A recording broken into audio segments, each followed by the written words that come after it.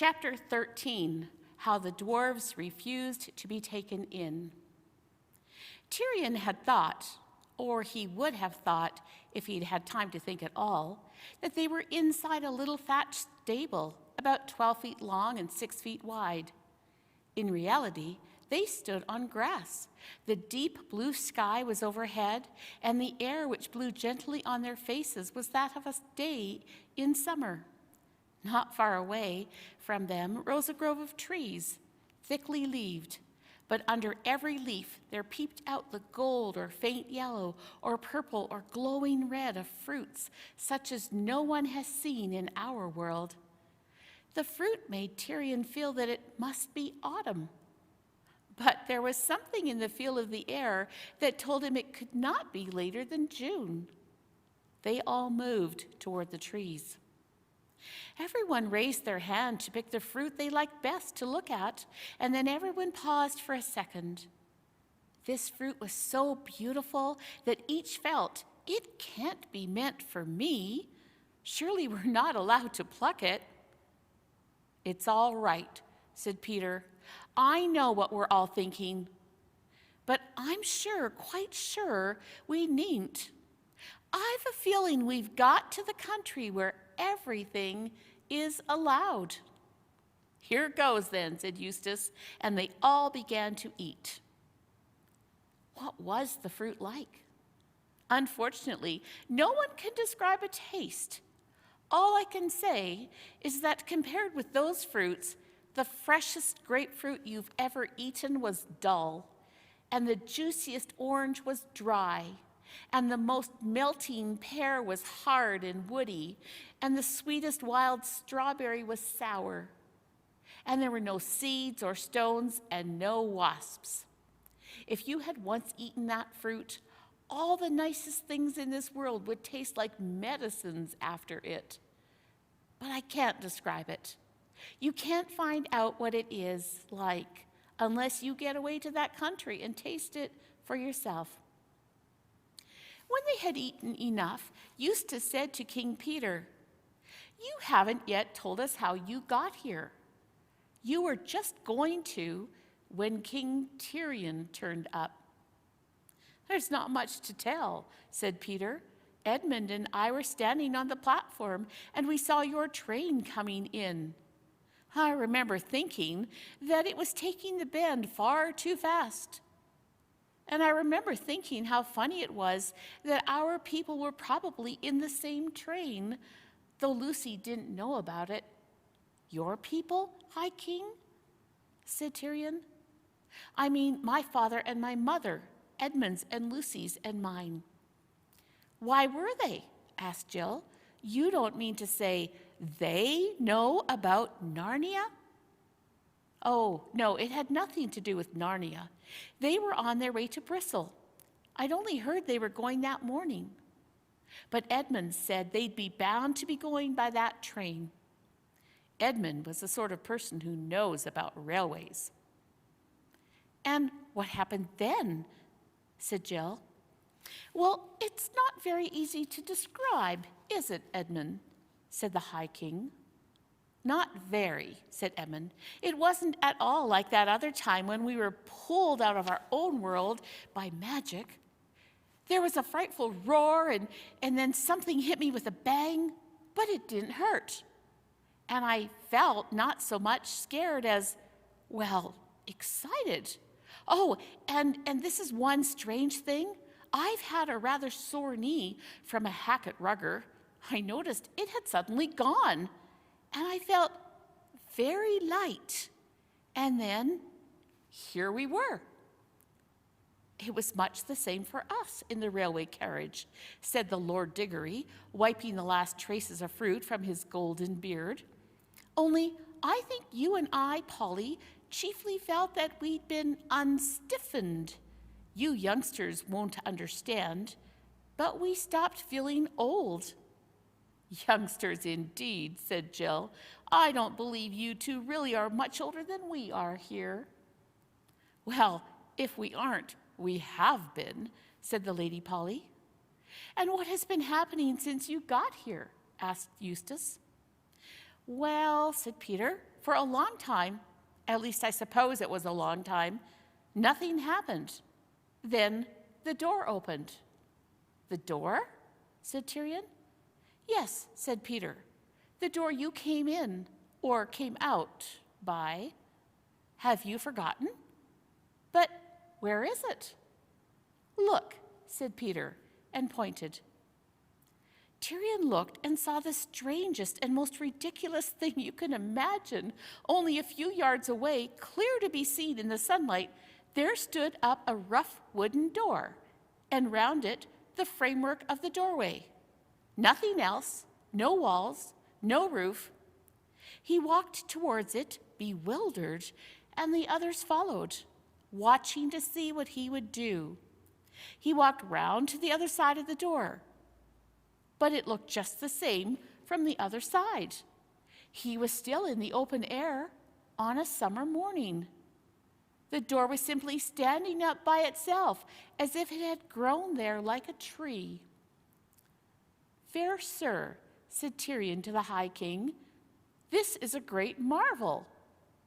It is the door you came through without Calormene 5 minutes ago, said Peter, smiling. But did I not come in out of the wood into the stable? Whereas this seems to be a door leading from nowhere to nowhere. It looks like that if you walk round it, said Peter.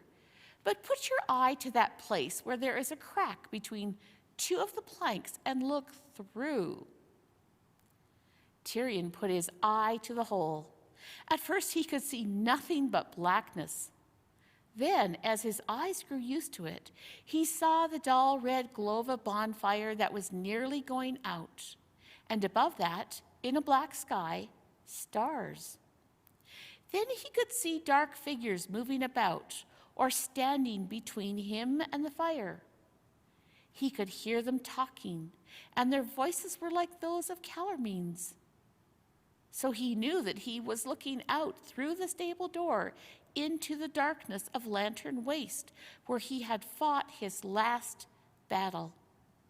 The men were discussing whether to go in and look for Rishta Tarken, but none of them wanted to do that, or to set fire to the stable. He looked round again and could hardly believe his eyes.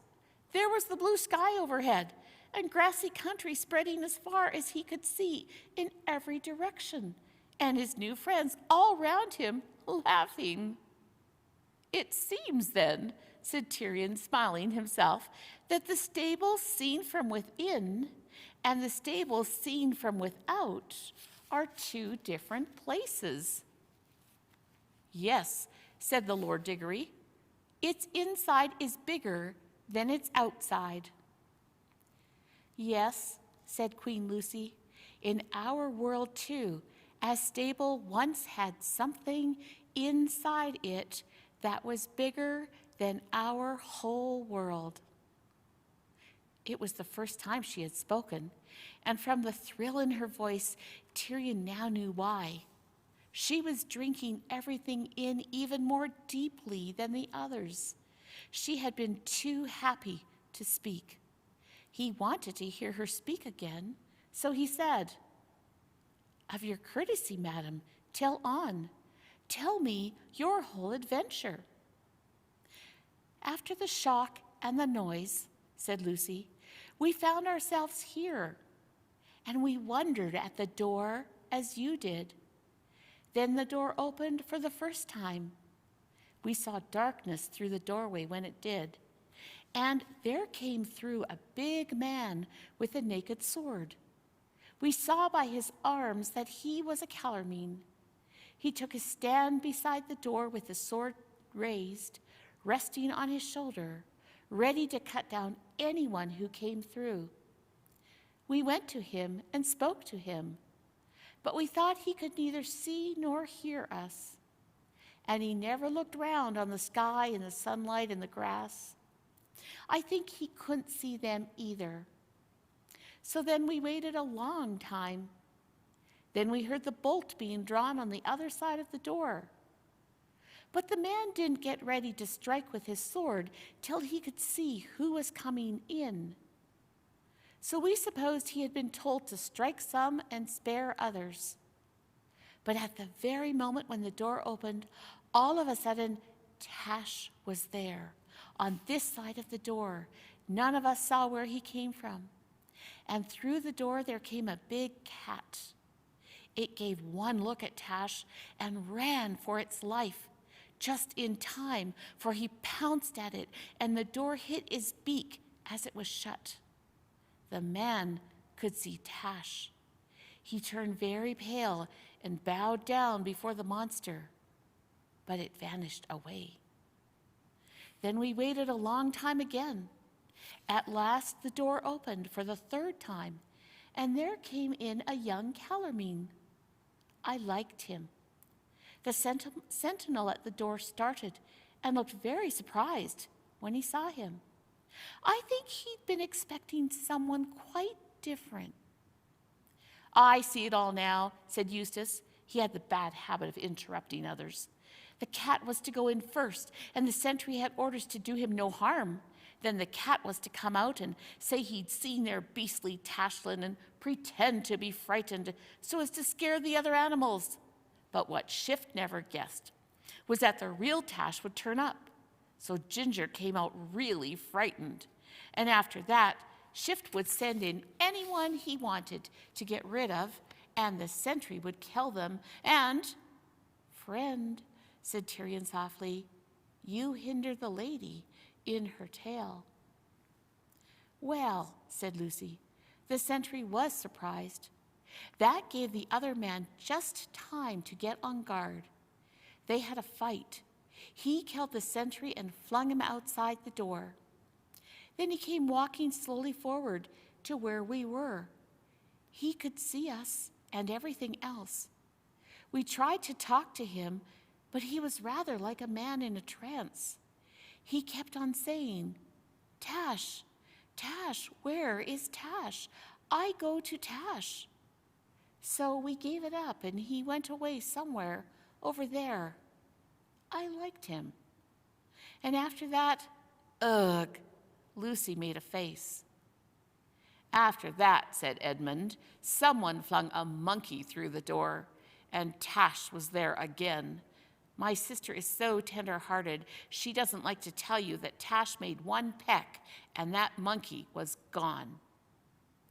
Serves him right, said Eustace. All the same, I hope he'll disagree with Tash, too. And after that, said Edmund, came about a dozen dwarfs, and then Jill and Eustace, and last of all, yourself. I hope Tash ate the dwarfs, too, said Eustace. Little swine. No, he didn't, said Lucy. And don't be horrid. They're still here. In fact, you can see them from here. And I've tried and tried to make friends with them, but it's no use. Friends with them, said Eustace. If you knew how those dwarfs have been behaving. Oh, stop it, Eustace, said Lucy. Do come and see them, King Tyrion. Perhaps you could do something with them. I can feel no great love for dwarfs today, said Tyrion. Yet, at your asking, lady, I would do a greater thing than this. Lucy led the way, and soon they could all see the dwarfs. They had a very odd look. They weren't strolling about or enjoying themselves, although the cords with which they had been tied seemed to have vanished. Nor were they lying down and having a rest. They were sitting very close together in a little circle facing one another. They never looked round or took any notice of the humans till Lucy and Tyrion were almost near enough to touch them. Then the dwarfs all cocked their heads as if they couldn't see anyone, but were listening hard and trying to guess by the sound what was happening. Look out, said one of them in a surly voice. Mind where you're going. Don't walk into our faces. All right, said Eustace indignantly. We're not blind. We've got eyes in our heads. They must be darn good ones if you can see and hear, said the same dwarf whose name was Diggle. In where? Asked Edmund. Why, you bonehead, in here, of course, said Diggle. in this pitch-black, poky, smelly little hole of a stable. Are you blind? Said Tyrion. Aren't we all blind in the dark? Said the dwarfs.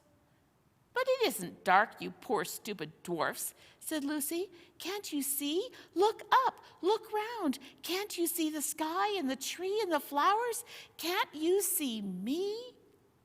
How in the name of all humbug can I see what ain't there? And how can I see you any more than you can see me in this pitch darkness? But I can see you, said Lucy. I'll prove I can see you. You've got a pipe in your mouth. Anyone that knows the smell of tobacco could tell that, said Diggle. Oh, the poor things, this is dreadful, said Lucy. Then she had an idea. She stooped and picked some wild violets. Listen, dwarf, she said, even if your eyes are wrong, perhaps your nose is all right. Can you smell that? She leaned across and held the fresh, damp flowers to Diggle's ugly nose. But she had to jump back quickly in order to avoid a blow from his hard little fist. None of that, he shouted. How dare you? What do you mean by shoving a lot of filthy stable litter in my face? There was a thistle in that, too. It's like your sauce. And who are you, anyway? Earthman, said Tyrion. She is the Queen Lucy, sent hither by Aslan out of the deep past. And it is for her sake alone that I, Tyrion, your lawful king, do not cut off your heads from your shoulders, proved and twice proved traitors that you are. Well, if that doesn't beat everything, exclaimed Diggle. How can you go on talking all that rot? Your wonderful lion didn't come and help you, did he? Thought not. And now, even now, when you've been beaten and shoved into this black hole, just the same as the rest of us, you're still at your old game, starting a new lie, trying to make us believe we're none of us shut up, and it ain't dark and heaven knows what. There is no black hole, save in your own fancy, fool, said Tyrion. Come out of it. And leaning forward, he caught Diggle by the belt and the hood and swung him right out of the circle of dwarfs. But the moment Tyrion put him down, Diggle darted back to his place among the others, rubbing his nose and howling, "Ow, ow, what'd you do that for? Banging my face against the wall. You've nearly broken my face." "Oh dear," said Lucy, "what are we to do for them?" "Let him alone," said Eustace. But as he spoke, the earth trembled. The sweet air grew suddenly sweeter. A brightness flashed behind them. All turned. Tyrion turned last because he was afraid.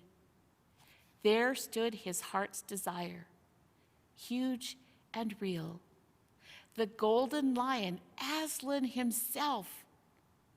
And already the others were kneeling in a circle round his forepaws and burying their hands and faces in his mane as he stooped his great head to touch them with his tongue.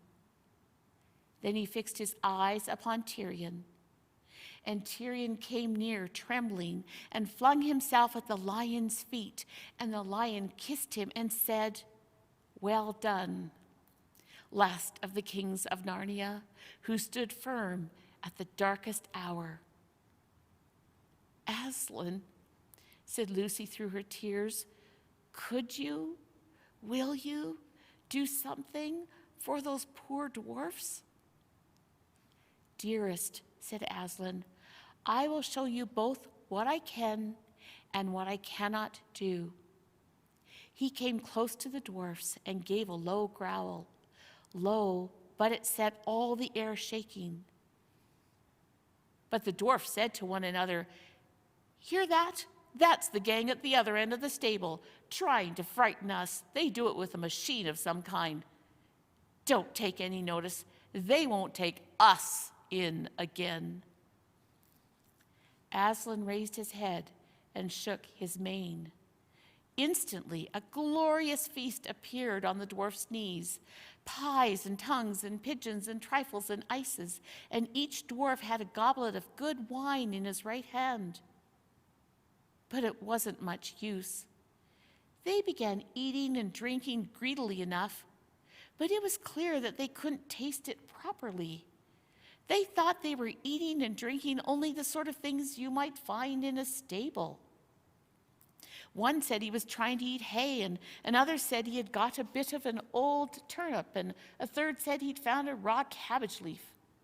And they raised golden goblets of rich red wine to their lips and said, "Ugh, fancy drinking dirty water out of a trough that a donkey's been at. Never thought we'd come to this." But very soon, every dwarf began suspecting that every other dwarf had found something nicer than he had. And they started grabbing and snatching and went on to quarreling, till in a few minutes there was a free fight and all the good food was smeared on their faces and clothes or trodden underfoot. But when at last they sat down to nurse their black eyes and their bleeding noses, they all said, "Well, at any rate, there's no humbug here. We haven't let anyone take us in. The dwarfs are for the dwarfs." "You see," said Aslan, "they will not let us help them. They have chosen cunning instead of belief. Their prison is only in their minds, and yet they are in that prison, and so afraid of being taken in that they cannot be taken out. But come, children, I have other work to do." He went to the door, and they all followed him. He raised his head and roared, "Now it is time." Then louder, "Time!" And then so loud that it could have shaken the stars, "Time!" The door flew open.